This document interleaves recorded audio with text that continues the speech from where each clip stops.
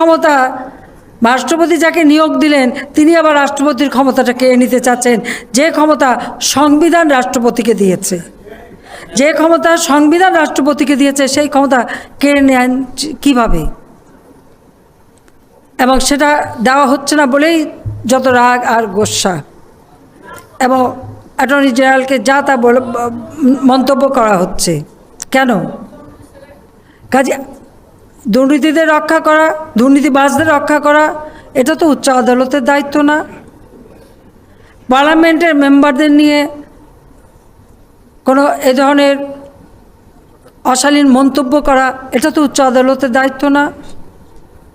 হ্যাঁ, আমরা সবাই বিচার চাইতে যাই, আমরা আশা করি ন্যায় বিচার হবে, কিন্তু ন্যায় বিচারে যারা চাইতে যান তারা যদি গালি খেয়ে আসে, আর পার্লামেন্ট জনগণের প্রতিনিধি, রাষ্ট্রপতি তো নির্বাচিত হচ্ছে পার্লামেন্টের মেম্বার দ্বারা, সংসদ সদস্যরাই রাষ্ট্রপতিকে নির্বাচন করে, আর সেই রাষ্ট্রপতি নিয়োগ দেন প্রধান বিচারপতিকে।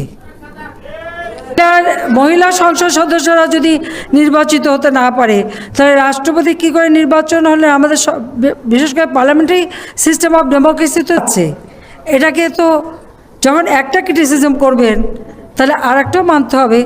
তাহলে ওই রাষ্ট্রপতি, যে রাষ্ট্রপতি সংসদ সদস্য দ্বারা নির্বাচিত রাষ্ট্রপতি, তো সেই বিষয়ে অর্থাৎ সংসদ নির্বাচন করতে পারবে না মহিলা সদস্যদের, তাহলে রাষ্ট্রপতিকে নির্বাচন করেছে, আর সেই রাষ্ট্রপতি নির্বাচন করেছে অর্থাৎ নির্বাচন না, নিয়োগ দিয়েছেন প্রধান বিচারপতিকে। তো ওনার তো এই কথাগুলি বলার আগে তো ওই পদ থেকে সরে যাওয়া উচিত ছিল, বা বলেই সরে যাওয়া উচিত ছিল। মানে যে এই পার্লামেন্ট যেহেতু মহিলা এমপি করতে পারবে না, এই পার্লামেন্ট রাষ্ট্রপতি করতে পারবে না, আর এই রাষ্ট্রপতি যেহেতু আমাকে নিয়োগ দিয়েছে আমি এই পদে থাকবো না, বলে দিলেই তো হলো।